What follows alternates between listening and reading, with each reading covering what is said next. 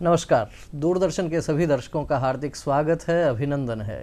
भारत भूमि के लिए कहा जाता है कि यहाँ अनेक महापुरुष हुए हैं और अनेक प्रकार के विचार इस भारत भूमि से निकलकर पूरे विश्व के कल्याण के लिए निकले हैं।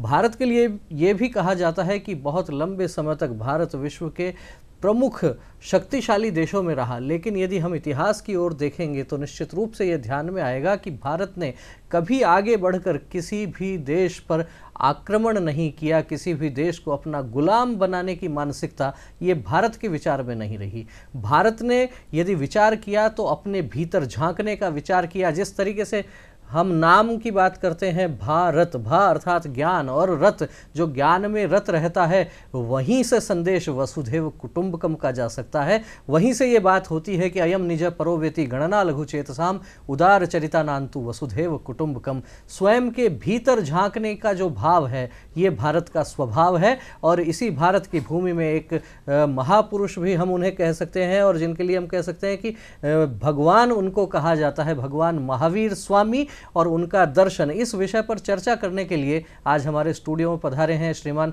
मनीष जी गोधा। मनीष जी, आपका बहुत बहुत स्वागत है। नमस्कार। मनीष जी गोधा वरिष्ठ पत्रकार हैं। मनीष जी, सबसे पहले चर्चा आपसे यही करना चाहेंगे, भगवान महावीर स्वामी के दर्शन की हम बात करें उसके पहले हम चाहेंगे आपके माध्यम से दर्शकों तक ये जानकारी पहुंचे कि उनका परिवार किस प्रकार का था, किन परिस्थितियों में उनका जन्म हुआ, किस परिवार में उनका जन्म हुआ, उनके बचपन की कोई बात। देखिए, क्षत्रिय वंश में उनका जन्म हुआ और वैशाली जनपद जो बिहार में है अब, वहाँ पे कुंडग्राम में ईसा पूर्व 599 में के आसपास उनका जन्म रहा। 599 से 527 ईसा पूर्व उनका जीवन माना जाता है। 72 वर्ष की जीवन काल उनका रहा है और क्षत्रिय परिवार में, एक राज परिवार में उनका जन्म हुआ। माता त्रिशला और पिता सिद्धार्थ के पुत्र थे और राजवंश में जन्म लेने के बावजूद, मतलब एक जिसको कहते हैं कि बहुत छोटी उम्र में, 30 वर्ष की उम्र में उन्होंने संन्यास की, क्योंकि एक होता है कि वर्धमान उनका शुरू बचपन का नाम रहा है और अत्यंत बलशाली और सब कुछ, मतलब सारे राजसी सुख सुविधा होने के बावजूद जीवन के प्रति एक विरक्तता का भाव उनमें हमेशा से रहा,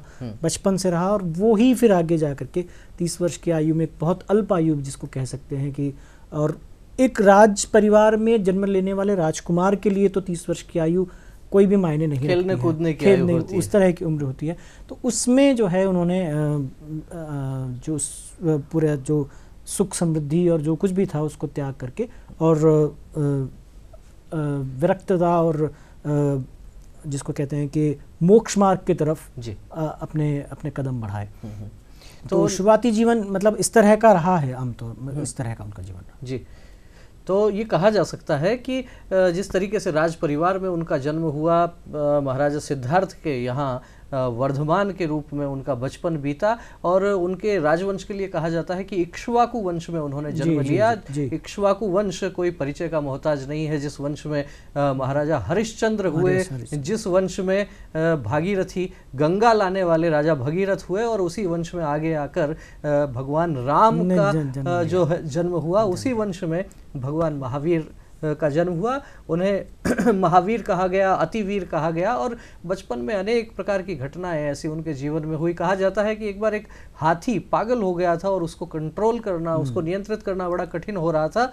जैसे ही वर्धमान वहाँ पहुँचते हैं, भगवान महावीर वहाँ पहुँचते हैं, उनको देखकर और वो हाथी शांत हो जाता है और उस समय उनको वीर, अतिवीर की संज्ञा उनको दी गई। निश्चित रूप से जब संतों के पास या महापुरुषों के पास हम जब जाते हैं तो एक वहाँ उनके निकट बैठने पर, उनके सामीप्य से ही एक सुखद शांति का जो अनुभव होता है, वही शांति का अनुभव चाहे मानव हो या फिर पशु हो या तरु हो, सबको वो वाइब्रेशंस मिलते हैं। इसीलिए हमारे यहाँ कहा जाता है, मानव पशु तरु गिरि सरिता में एक ब्रह्म को पहचाना है। उस ब्रह्म तत्व को जो पहचानता है वो निश्चित रूप से उस सुखद शांति का भी अनुभव करता है।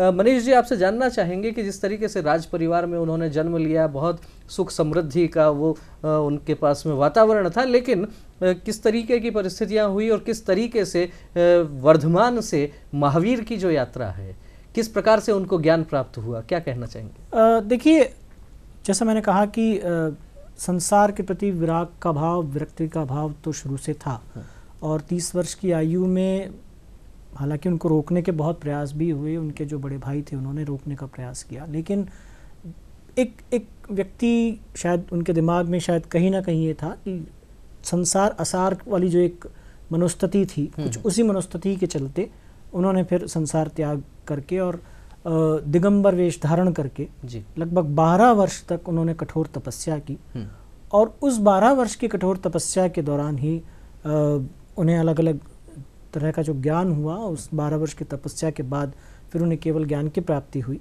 और वही जो उन्होंने जो कुछ भी उस तपस्या के दौरान, आप ये देखिए कि बहुत मुश्किल होता है संभवतः किसी भी एक परिवार में, जब राजसी परिवार से निकलें और फिर आप जब जो है तपस्या के मार्ग पर जाएं, तो ये बहुत मुश्किल होता है। तो उन्होंने उसको छोड़ करके उस तरफ गए, और उसके बाद जो संदेश उन्होंने जो पूरी दुनिया में दिया, जिस तरह का संदेश दिया, उस 12 वर्ष की कठोर तपस्या का ही एक परिणाम था, जो कि उन्होंने अलग अलग जगहों पर की, अलग अलग वनों में जा करके की, और दिगंबर वेश धारण करके की। वो जैन धर्म का उनका परिवार मानने वाला था, और वो जो है आगे फिर उसी पर चले और उसी तरह से उन्होंने उस पूरी तपस्या को किया।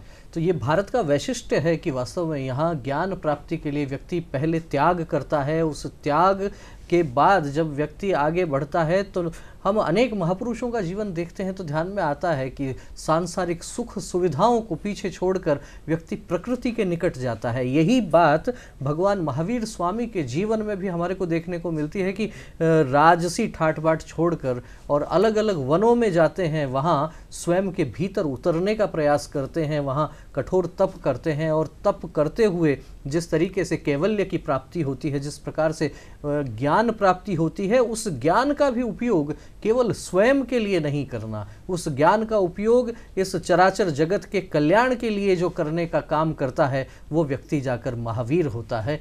मनीष जी, जब उन्होंने लंबे समय तक साधना की, तप किया, अलग अलग स्थानों पर तप किया, उसके बाद में जो नवनीत निकला, वो नवनीत इस विश्व के कल्याण के काम आया।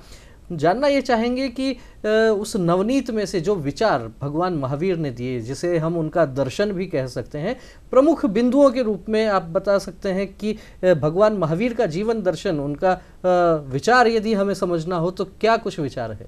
देखिए, सबसे बड़ी बात तो ये है कि 5 महाव्रत उन्होंने दिए, मतलब जो उनकी शिक्षाओं में माने जाते हैं जी। 5 महाव्रत जैसे कहा गया है, सत्य, अहिंसा, अचौर्य, अपरिग्रह और ब्रह्मचर्य, ये 5 उनके 5 महाव्रत हैं। सत्य यानी हमेशा सच बोलना आपको, अहिंसा जिस पर कि पूरे विश्व की आज जरूरत हम मान के चलते हैं, और जीव से जीव को प्यार करना है, जियो और जीने दो का जो संदेश था वो। आप ये देखिए कि जब हम भगवान महावीर के जब चित्र रूप कहीं कहीं देखते हैं, तो एक चित्र रूप हमें ये भी दिखता है कि एक नदी के घाट पे बकरी और शेर दोनों साथ साथ पानी पीते हैं, और इस तरह का तो वो उनका संदेश था कि चाहे आप व्याघ्र हैं, चाहे आप मतलब सिंह हैं, लेकिन आप इस तरह का जीवन जीते हैं कि बकरी भी आपके साथ पानी पी सकती है, अन्य को कष्ट नहीं होता है। तो जियो और जीनो का एक जो संदेश था। अचौर्य यानी अस्ते यानी चोरी नहीं करना, किसी के का सामान या जो कुछ भी है उसको नहीं करना। अपरिग्रह का सिद्धांत यानी जितनी आपकी आवश्यकता है उससे ज्यादा आपको कंज्यूम नहीं करना है जी। मतलब आप अपनी आवश्यकता को पूरा करें, आप भोजन भी करें तो सिर्फ अपनी आवश्यकता पूर्ति के लिए करें जी। या आप जो कुछ भी अपने परिवार में या जो कुछ भी अपने लिए रखते हैं वो सिर्फ इतना होना चाहिए कि सिर्फ आपकी आवश्यकता पूरी हो। मतलब वो आज के परिप्रेक्ष्य में उसको हम देखें तो एक बहुत ही अलग तरह का विचार है कि आप यदि खुद की आवश्यकता पूरी करें, बस इतना सा रखें, तो बाकी विश्व की कल्याण आप आसानी से कर सकते। और उसके बाद ब्रह्मचर्य का जीवन जो कि उन्होंने खुद ने जिया, वो खुद आजीवन ब्रह्मचारी रहे और ब्रह्मचर्य पर उनका काफ़ी जोर रहा। उन्होंने उसको जीवन दर्शन से जोड़ा, उन्होंने उसको वैराग्य से जोड़ा और ये माना कि जब तक आप ब्रह्मचर्य का पालन नहीं करते हैं ढंग से तो फिर आप वैराग्य की तरफ नहीं जा सकते। तो इस तरह से 5 सिद्धांत उनके हम मुख्य तौर पर मानते हैं।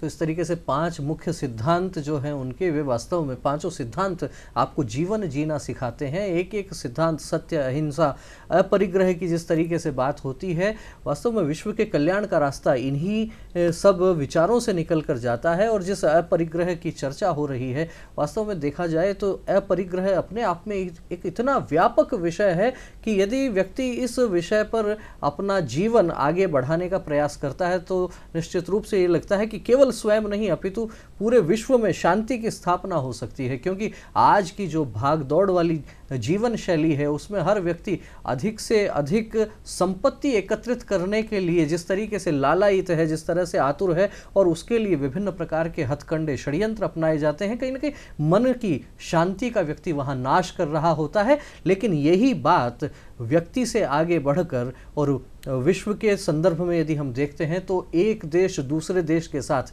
किस तरीके से टकराहट को लेकर खड़ा है। आज रूस और यूक्रेन की यदि हम बात करते हैं तो आखिर विवाद किस बात का? यदि दो देशों के बीच यदि किसी बात को लेकर झगड़ा है, यदि वहां भी अपरिग्रह का विचार व्यक्ति लेकर आता है, वो देश अपरिग्रह का विचार लेकर आता है, तो निश्चित रूप से शांति स्थापित हो सकती है।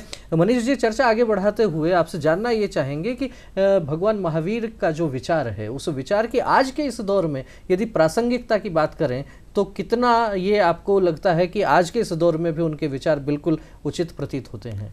देखिए, जिन 5 सिद्धांतों की मैंने बात की, सबसे पहली बात तो देखिए कि महावीर, मतलब आप इसको देखिए कि जिस व्यक्ति ने अहिंसा का संदेश दिया उनका नाम हम महावीर मानते हैं कि वो महावीर थे। और वो महावीर की यात्रा जो है, वो महावीर की यात्रा ये नहीं है कि मैं दुनिया पर विजय प्राप्त करके महावीर बनूं। वो यात्रा स्वयं को जीतने की यात्रा है।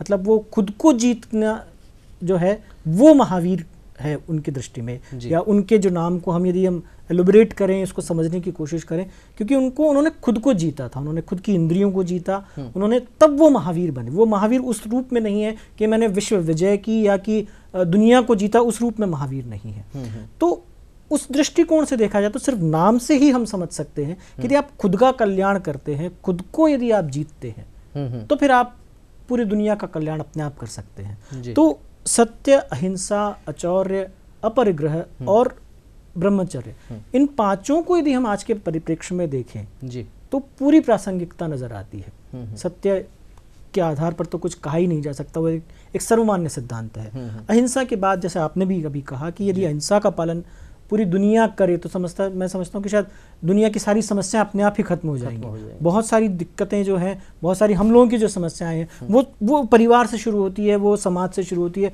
वो हमारे घर से शुरू होती है। कि विचार जो है हिंसात्मक ना हो, अहिंसा का विचार हमारे मन में हो, तो अपने आप ही सारी समस्याएं खत्म हो जाएंगी। फिर अपरिग्रह का जो सिद्धांत है जी, जो कि ये कहता है कि आपको सिर्फ अपने लिए रखना है, तो आप अपने लिए रखेंगे तो बाकी विश्व का अपने आप ही इंतजाम हो जाएगा। तो मुझे लगता है कि उसकी प्रासंगिकता आज के समय के हिसाब से, जब हम पूरे विश्व में जिस तरह की भुखमरी की स्थिति देखते हैं, पूरे विश्व में जिस तरह की हम गरीबी की स्थिति देखते हैं, तो उन सारी स्थितियों को देखते हैं, तो जब हम देखते हैं कि परिग्रह यदि एक व्यक्ति भी अपना ले, जो कि मान लीजिए कि ठीक है, पूंजीवादी व्यवस्था के हिसाब से देखा जाए तो अपरिग्रह का सिद्धांत थोड़ा सा आपको अलग लग सकता है, लेकिन वो उस रूप में है कि आप अपने लिए रख लीजिए, लेकिन पूरे विश्व का आप सोच के चलेंगे तो अपने आप सारी चीजें हो जाएंगी। और ब्रह्मचर्य के बारे में तो मैं क्या कहूँ, तो उसकी भी आज के समय में बहुत ज्यादा हम जरूरत महसूस करते हैं। तो ये सारे सिद्धांत, और उसके अलावा 2 चीजें उन्होंने बहुत इंपॉर्टेंट कही थी। स्यादवाद और अनेकांतवाद की बात भी जैन धर्म में कही जाती है, वो भी हम चर्चा करेंगे। लेकिन जिस तरीके से उनके भगवान महावीर के विचारों की जो प्रासंगिकता की बात आ रही है, इस चर्चा में बहुत अच्छा विषय मनीष जी ने रखा कि महावीर जो उनका नाम हुआ, वो इसलिए नहीं हुआ कि उन्होंने किसी को डराया हो, उन्होंने अपने बल का कहीं सार्वजनिक प्रदर्शन किया हो। जिस तरीके से मैं कह रहा था कि भारत का जो विचार है वो भीतर उतरने का विचार है, और भीतर उतरने का तात्पर्य यही है कि क्या आप अपनी इंद्रियों पर नियंत्रण रख सकते हैं, क्या आपने स्वयं को जीत लिया है, क्या आपका मन जो बहुत चंचल कहा जाता है, क्या आपका उस पर नियंत्रण है। जब आप ध्यान लगाने बैठते हैं तो 2 मिनट के लिए भी अपने चित्त को स्थिर करना कितना दुरूह कार्य है, ये हर व्यक्ति समझता है। लेकिन महावीर वही बन पाता है जो स्वयं को जीत लेता है। विश्व को जीतने वाला महावीर नहीं होता, स्वयं को जीतने वाला महावीर होता है। और मुझे ध्यान आती है एक गीत की 2 पंक्तियां जो अक्सर कहा जाता है कि जीते हो किसी ने देश तो क्या, हमने तो दिलों को जीता है। दिल को जीतने वाली बात है, स्वयं को जीतने वाली बात है, तब जाके व्यक्ति महावीर बनता है। और उन्हीं महावीर के विचारों पर आगे चलते चलते भारत ने जिस तरीके से पहले भी पूरे विश्व का नेतृत्व किया, पहले भी भारत को विश्व गुरु कहा गया, और लगभग उसी स्थिति में आज भारत पुनः वापस हम देख रहे हैं जिस तरीके से प्रधानमंत्री नरेंद्र मोदी जी के नेतृत्व में भारत G20 के देशों की अध्यक्षता कर रहा है। निश्चित रूप से कह सकते हैं कि समय बदल रहा है और भारत का जो पुरातन विचार है, भारत का जो सनातन विचार है, जीवो और जीने दो का विचार है, सबके कल्याण का विचार है, वही विचार विश्व को आगे बढ़ाने वाला है। मनीष जी, कार्यक्रम को आगे बढ़ाते हुए हम चर्चा ये करेंगे कि अक्सर एक बात चलती है जब भगवान महावीर के संदर्भ में पढ़ा जाता है, अनेक सी पुस्तकों को भी पढ़ते हैं, अनेक स्थानों पर चर्चा भी होती है, तो अक्सर ये कहा जाता है कि जैन धर्म के प्रवर्तक भगवान महावीर हुए, जबकि बहुत सारे स्थानों पर यह भी कहा जाता है कि प्रवर्तक नहीं 24वें तीर्थंकर हुए। मैं चाहूँगा कि ये जो भ्रांति है आप इसके संदर्भ में भी इसका भी निराकरण करें। देखिए, ये हमारी टेक्स्ट बुक्स में भी हमेशा पढ़ाया गया है, जब हम भी पढ़ते थे और हमारी टेक्स्ट बुक्स जितनी भी थी उनमें सब में ज़्यादातर में यही कहा गया कि जैन धर्म के प्रवर्तक महावीर थे। ऐसा नहीं है, ये भ्रांति ही है, क्योंकि वो 24वें तीर्थंकर थे। जैन धर्म में तीर्थंकरों की एक परंपरा है। तीर्थंकर किसे कहा गया? तीर्थंकर परंपरा ये है कि जो व्यक्ति केवल ज्ञान की प्राप्ति करता है, जो व्यक्ति स्वयं तीर्थ बन जाता है, स्वयं तीर्थ हो जाता है, वो तीर्थंकर है। तो वो परंपरा शुरू होती है भगवान आदिनाथ से। ऋषभ देव जो थे उनसे वो परंपरा शुरू होती है जैन धर्म की। और जैन धर्म का जो जिसको कह सकते हैं कि प्रवर्तन, जिसको कह सकते हैं या जिसको कह सकते हैं कि शुरुआत, तो वो भगवान आदिनाथ से है। और उसके बाद 24 तीर्थंकरों की एक पूरी परंपरा है। और उसके बाद 24वें तीर्थंकर के रूप में भगवान महावीर, उनसे पहले पार्श्वनाथ हैं और उनसे पहले और पूरी एक सूची है, वो पूरी है। तो वो जो एक भ्रांति, मुझे लगता है कि इसको सही करना भी चाहिए, टेक्स्ट बुक्स में भी सही करना चाहिए। और ये एक चल भी रहा है, इसको लेकर के मूवमेंट है भी। इसको अलग अलग जगह पे कहा भी गया है जैन धर्म के, जैन समाज के लोगों की तरफ से, कि इसको टेक्स्ट बुक्स में भी सही किया जाना चाहिए। तो कि भगवान आदिनाथ से परंपरा प्रारंभ हुई और 24वें तीर्थंकर भगवान महावीर तक ये परंपरा आती है। तो इस दर्शन में हम जानना ये चाहेंगे कि भगवान आदिनाथ से प्रारंभ होकर और भगवान महावीर स्वामी तक जो ये परंपरा आती है, 24 तीर्थंकरों के बाद में भी क्या कोई तीर्थंकर के विषय में कुछ ये परंपरा कहती है कुछ? हाँ, बिल्कुल ये कहती है। ये कहती है कि हर कल्प में, मतलब हर युग में जो है तीर्थंकर होंगे, इस तरह की एक विचार चलता है। जैन धर्म के जो मंदिर हैं आपको मिलेंगे, तो वहाँ पे अक्सर आपको 324 के मंदिर मिलेंगे। मतलब 324 यानी 24 तीर्थंकरों के 3 अलग अलग मूर्तियाँ। तो वो पहले भी हो चुके हैं और आगे भी होंगे, ऐसा माना जाता है। तो अब वो जैन धर्म की एक पूरी एक दर्शन है, वो उसमें सबके नाम भी दिए गए हैं। तो वो एक अभी, लेकिन जो वर्तमान समय में है उसके जिन शासन जो माना जाता है वो भगवान महावीर का माना जाता है, कि अभी का जो शासन है वो भगवान महावीर का शासन है।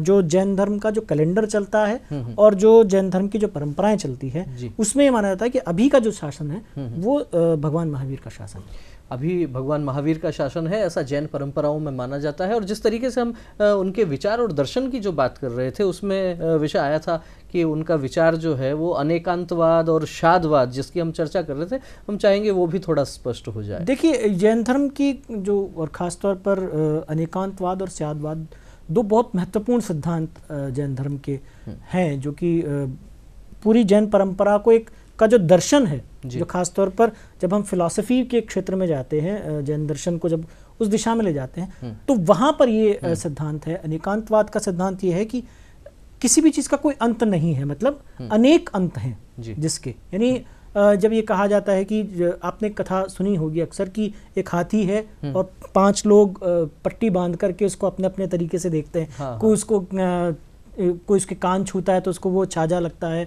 कोई पैर छूता है तो उसको खंबा लगता है। तो वो दर्शन है कि हर एक व्यक्ति के देखने का अपना नजरिया होता है, और वो हर एक व्यक्ति के और हर एक वस्तु के अनेक गुण होते हैं, अनंत गुण होते हैं जी तो वो अनेकांतवाद है जी। और स्यादवाद की जो बात है वो ये है कि कोई भी विचार अंतिम विचार नहीं है जी। सत्य जो है अंतिम नहीं है। हो सकता है आप जो देख रहे हैं जी वो सही हो, वो आपके नजरिए से सही है और मैं जो देख रहा हूँ वो मेरे नजरिए, तो मैं दोनों का सम्मान करूं। तो ये जो एक बात है कि आपने जो बात कही आपने अपने नजरिए से कही, मुझे लगता है कि आज विश्व में लड़ाई इसी बात की है कि केवल मैं ठीक हूं, मेरे अलावा सब गलत है। हाँ, तो ये जो भगवान महावीर का ये विचार बहुत प्रासंगिक है अपने दृष्टिकोण में, इसीलिए इसकी चर्चा भी करना चाह रहा था कि आज के समय के हिसाब से देखा जाए तो सबसे प्रासंगिक विचार यही है कि सिर्फ आप सही नहीं हो, सामने वाला भी सही हो सकता है क्योंकि उसका भी अपना नजरिया है जी। और वही बात स्यादवाद कहता है कि हम जो हैं वो अपनी बात को सत्य, अंतिम सत्य ना माने। और जब ये बात होने लगेगी मुझे लगता है विश्व के अंदर कि हम अपना ही सब कुछ सही नहीं माने, सामने वाले को भी हम स्पेस दें, तो वो स्पेस देने का और वो जो समावेशी विचार है जी, वो समावेशी विचार बहुत महत्वपूर्ण है आज के समय के हिसाब से। तो बहुत महत्वपूर्ण बात मनीष जी ने कही है। शादवाद को जिस तरीके से स्पष्ट किया गया है कि केवल मेरा विचार ही ठीक नहीं है, अपितु अन्य लोगों का जो विचार है वह भी ठीक हो सकता है। और इस एक विचार को हम निश्चित रूप से कह सकते हैं ये भारत का विचार है। ऋग्वेद में कहा गया है एकम सद बहुधा विप्रा वदंती, सत्य एक है, विद्वान लोग उसे अलग अलग प्रकार से परिभाषित करते हैं। गोस्वामी तुलसीदास जी इसी विषय को एक चौपाई के माध्यम से कहते हैं, हरि अनंत हरि कथा अनंता, कहूँ सुनहूँ बहु विधि सब संता। सत्य एक है, हरि एक है, हरि की कथा अनंत है और अनेक विद्वान लोग उसे अलग अलग प्रकार से कहते हैं। मुझे ध्यान आती है इस संदर्भ में जो शादवाद का जिस तरीके से मनीष जी ने विश्लेषण किया। एक बार एक जगह राम कथा चल रही होती है और पवन पुत्र हनुमान जी वहाँ कथा में जब पहुँचते हैं तो जो कथावाचक हैं वे कहते हैं कि हनुमान जी जब अशोक वाटिका में जाते हैं और वहाँ पर वो सफ़ेद फूल वहाँ अशोक वाटिका में होते हैं, तो उस विषय को लेके जैसे ही कथावाचक बोलने लगते हैं तो हनुमान जी वहाँ प्रकट होकर कहते हैं कि नहीं, वहाँ फूल लाल थे। और जब उनके और कथावाचक के बीच में ये जब विषय बढ़ता है तो कहा जाता है कि हनुमान जी भगवान राम के पास जाते हैं, भगवान राम भी कहते हैं कि नहीं हनुमान जी फूल तो सफ़ेद रंग के थे, हनुमान जी कहते हैं फूल लाल रंग के थे। तो वे कहते हैं कि राम जी तो वहाँ थे नहीं, तो माता सीता से पूछा जाता है, माता सीता के पास जाते हैं, माता सीता भी कहती हैं कि हनुमान जी फूल तो सफ़ेद रंग के थे। पुनः कथावाचक के पास आते हैं हनुमान जी और कहा जाता है कि आखिर मैं वहाँ गया, मैंने वहाँ देखा फूल लाल रंग के थे। कथावाचक कहते हैं कि हनुमान जी आपकी आंखों में उस समय रक्त उतर आया माता सीता को इतना कष्ट में देखकर, इसलिए वो फूल आपको लाल रंग के दिखे। इस प्रकार की अनेक घटनाएं हो सकती हैं। हनुमान जी अपनी जगह ठीक हैं, कथावाचक अपनी जगह ठीक हैं। शादवाद भी यही बात कहता है और उसमें भगवान महावीर के जब दर्शन की हम बात करते हैं तो निश्चित रूप से जो पंच महाव्रत उन्होंने दिए उनके भीतर जिस तरीके की बात है, सत्य की बात है, और सत्य को अनेक लोग अलग अलग प्रकार से परिभाषित करते हैं। यदि ये विश्व इस बात को स्वीकार करने लग जाए तो मुझे लगता है तमाम तरह के विरोध समाप्त हो सकते हैं। मनीष जी, कार्यक्रम हमारा अंतिम चरण में है। हम चाहेंगे कि वर्तमान दौर में और ख़ासतौर पर भारत के परिदृश्य में हम चाहेंगे कि आगे बढ़ने के लिए देश आगे बढ़े, उसमें भगवान महावीर के विचार किस तरह से प्रासंगिक। देखिए, जो दो चीज़ें खासतौर पर मुझे लगता है कि आज के समय की सबसे बड़ी आवश्यकता है, एक तो अपरिग्रह का सिद्धांत और दूसरा जो स्यादवाद की बात कही है। मुझे लगता है कि हम इन दो विचारों पर भी यदि कंसंट्रेट करते हैं, अहिंसा का विचार सर्वव्यापी विचार है, सर्वमान्य विचार है, इस विचार को तो कोई मना कर ही नहीं सकता। और अहिंसा का विचार आज के सिर्फ भारत की बात ही नहीं है, पूरे विश्व के लिए बहुत महत्वपूर्ण हो गया है। ख़ास तौर पर आज के समय के हिसाब से रूस और यूक्रेन की स्थितियाँ जो हम देखते हैं या दुनिया के दूसरे देशों में जिस तरह के तनाव की स्थितियाँ देखते हैं उनमें तो है ही। और उसके अलावा जो मुझे लगता है कि अपरिग्रह का सिद्धांत, जो कि आज के उपभोक्तावादी युग में जो हम जिस तरह की स्थिति में हम जा रहे हैं, एक कंज्यूमरिस्ट वर्ल्ड में हम जिस तरह से जीते हैं, उसमें अपरिग्रह का सिद्धांत मुझे लगता है कि बहुत महत्वपूर्ण है भारत को आगे बढ़ाने के हिसाब से। और जो तीसरा जो चीज़ है अनेकांतवाद और स्यादवाद का सिद्धांत, मुझे लगता है कि इन सब को लेकर के यदि हम साथ चलें। देखिए, ये बात सही है कि हमारा देश महापुरुषों की धरती है और हर व्यक्ति का, हर महापुरुष का अपना विचार रहा है और इसमें भी कोई शक नहीं है कि उन सारे विचारों को साथ लेकर के ही हम आगे बढ़ सकते हैं।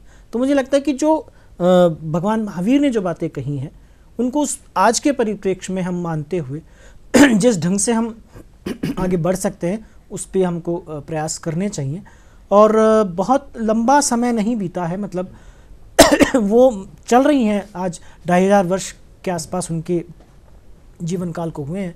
तो मुझे लगता है कि ये एक आज के समय में भी यदि उनकी प्रासंगिकता बनी हुई है तो ये अपने आप में एक बहुत महत्वपूर्ण मुझे लगता है कि स्थिति है अपने आप में, कि उस समय जो उन्होंने कहा वो आज भी इतना प्रासंगिक है, क्योंकि हमारे जीवन की जो हमारे आसपास का जो वातावरण है उसमें मतलब इस तरह की स्थितियां हम देख रहे हैं। मनीष जी, पिछले 2-3 वर्ष जो हमने देखे पूरे विश्व पर, जिस तरीके से कोरोना का संकट आया और जगह जगह हमने लोगों के चेहरे पर मास्क देखे, चिकित्सकों ने बताया, दूसरी तरफ हम बहुत सारे जैन मुनियों को देखते हैं, भगवान महावीर के जीवन दर्शन को मानने वाले लोगों को देखते हैं, मुख पर मास्क लगा के रखते हैं।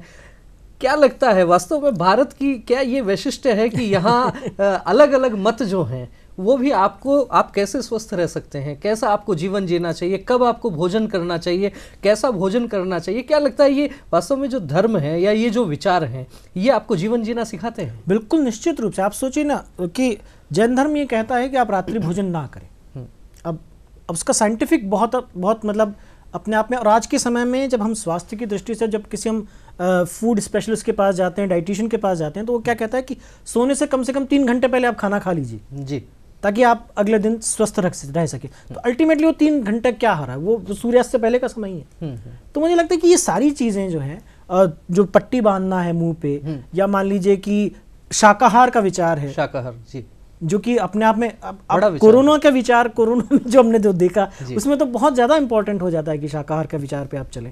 तो शाकाहार का विचार है, रात्रि भोजन त्याग का विचार है, या कि मुंह पर पट्टी बांधने का विचार है, या जितने भी और भी तरह के जो कि बाकी सारी धर्मों में भी हैं अलग अलग तरह से, उन सारी चीज़ों को हम लेकर के चलते हैं ना, तो वास्तव में इसमें कोई शक नहीं है और कोई संदेह नहीं है कि भारत का विचार, भारत से निकले धर्मों का विचार जी अपने आप में एक संपूर्ण जीवन शैली है, जो कि मुझे लगता है कि पूरे विश्व को अपनानी भी चाहिए, और यदि उस पर चले, और मानता भी है विश्व धीरे धीरे मानने लगा है इन चीज़ों को। और जिस मतलब आप अभी कुछ समय पहले मैं कहीं बात हो रही थी तो पता चला कि बहुत लंबे समय तक इस तरह की चीज़ें और पूरे विश्व में जो है जैन धर्म की पढ़ाई हो रही जी। तो मुझे लगता है कि ये सारी चीज़ें अपने हिसाब से चल रही हैं। मनीष जी, आप हमारे स्टूडियो में आए, आपने तमाम प्रश्नों का बहुत सहजता से, सरलता से आपने जवाब दिया, आपका बहुत बहुत धन्यवाद। और निश्चित रूप से हम ये कह सकते हैं कि भगवान महावीर के विचार आज भी प्रासंगिक हैं, चाहे कोरोना का दौर हो या फिर सामान्य जीवन। हर एक परिस्थिति में आप